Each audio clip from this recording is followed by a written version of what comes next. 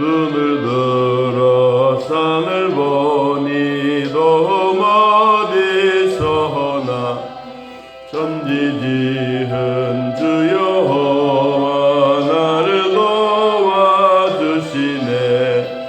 나의 발이 실족자 함께 주가 깨어 지키며 택한 백성 항상 지켜 길이 보호하시네.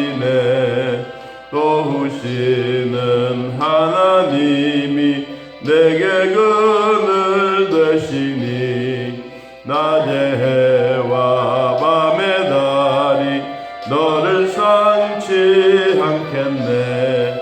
내게 화를 주지 않고 오늘 보호하시며 너의 출입 지금부터 영영 인도하시리. 아멘.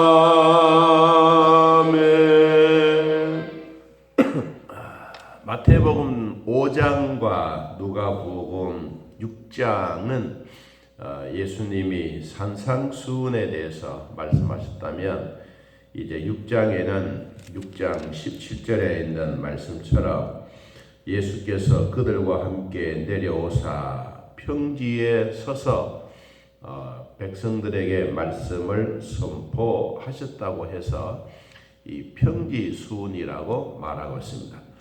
이 마태복음에는 5장, 6장, 7장에 거쳐서 말씀하셨던 부분을 누가는 누가복음 6장을 전체적으로 한 장에 기록하고 있습니다.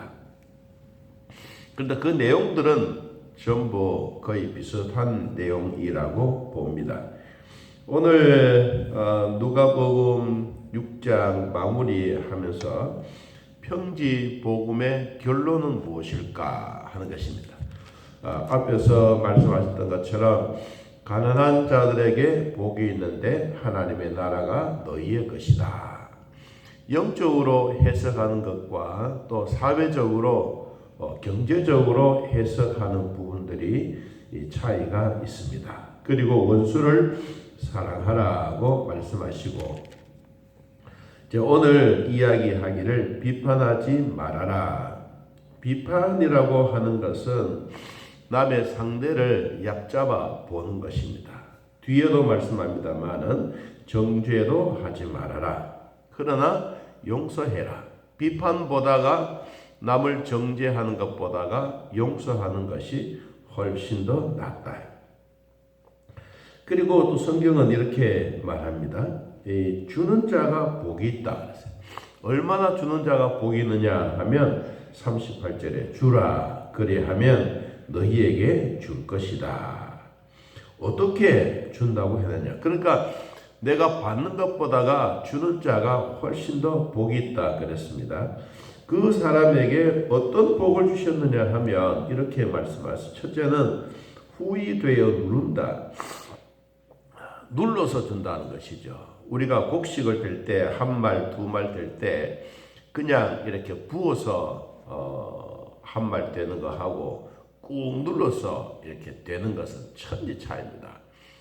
제가 어렸을 때 엄마랑 시장에 가면 이 쌀 장사하시는 분들이 계시죠. 우리는 집에서 이렇게 뭐 한 말, 두 말을 떼어서 이 자루에 담아 가면 우리가 볼 때는 헐심없이 남습니다. 남게 되었는데, 이 장사하시는 분들은 뭐 이상하게 뜻은 달면 모자라요. 그런데 나중에 보니까 이 장사하시는 분들이 이렇게 막 부으면서 이 대로 말에 있는 그 쌀을 부으면서 발로 툭툭 차는 거예요.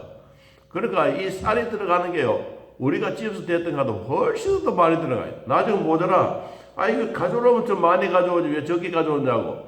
그래가 뭐 엄마가 화가 내가지고 안 판다고. 그래 다른 집에 가서 되니까 또 남는 거예요. 이게 수단과 방법이구나. 장사한 사람들이 그런 거구나. 다 그런 건 아니지만 제가 어릴 때 보았던 그 기억이 나요. 누른다는 거는 꾹 눌러주는 거예요.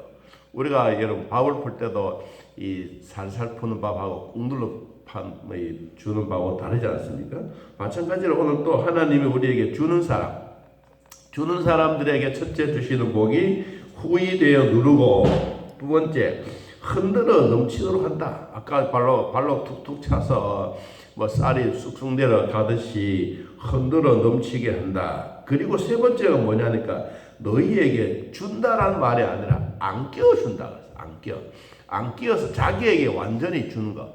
그러니까 하나님이 주는 사람들에게 주시는 축복을 세 가지로 말했습니다. 첫째, 후히 되어 누르고, 두 번째, 흔들어 넘치게 하고, 세 번째, 남에게 빼앗기지 않도록 안겨준다.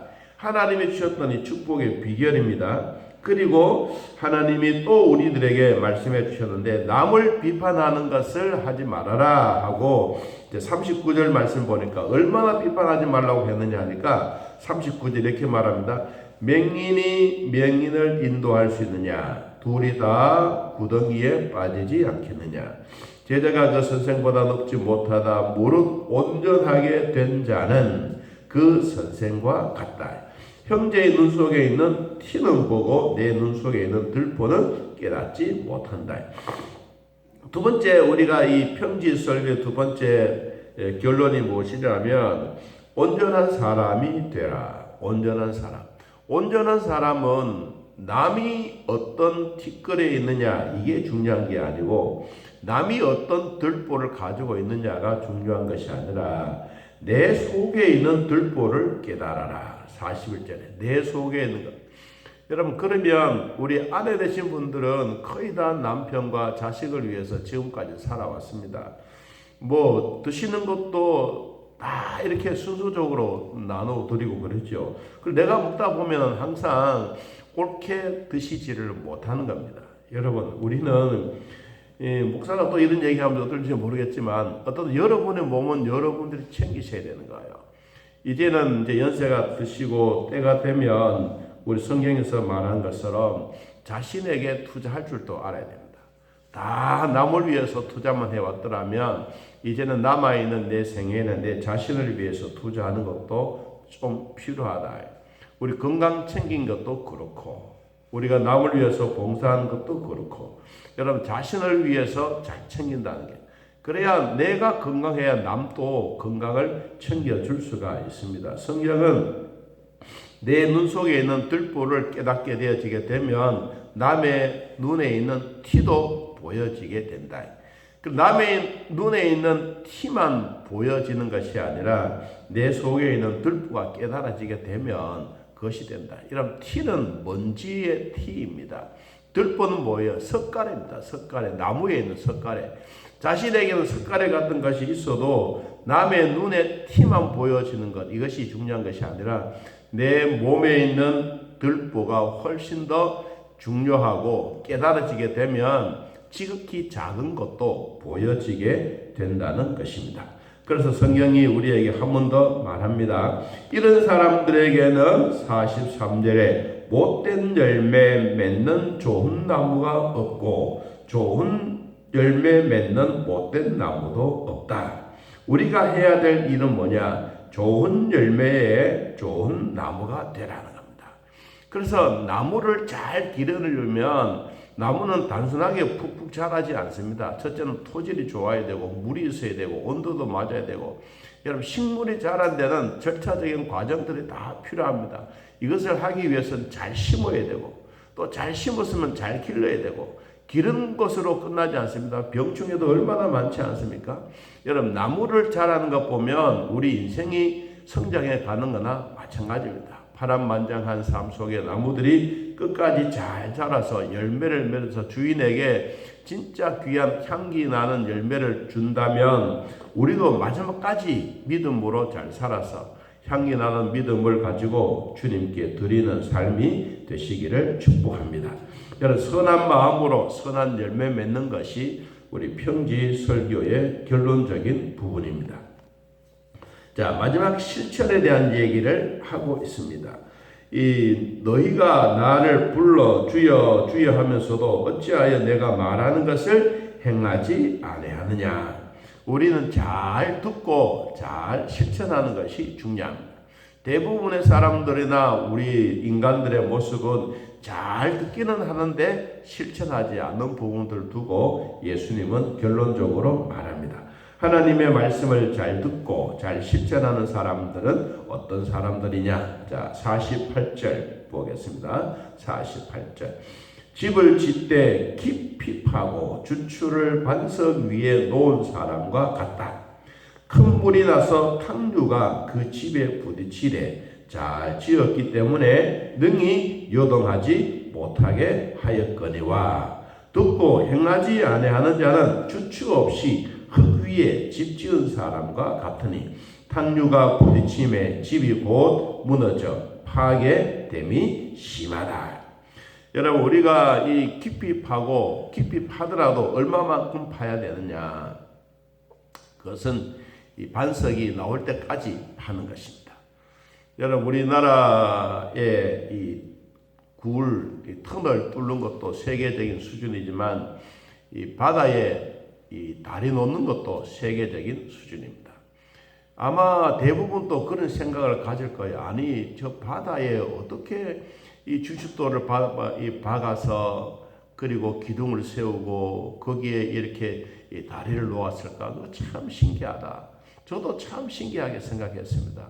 그런데 저 어느 날 저 공항에서 일 마치고 이제 집으로 돌아오는 길에 이렇게 보니까 이 바다에 우리로 말하면 이 탱크 같은 크다란 이 철근 이 강철로 막 이렇게 아름만한 아름보다 크죠. 한 수십 미터 옆에 되는 이 철판을 딱 박아놨어.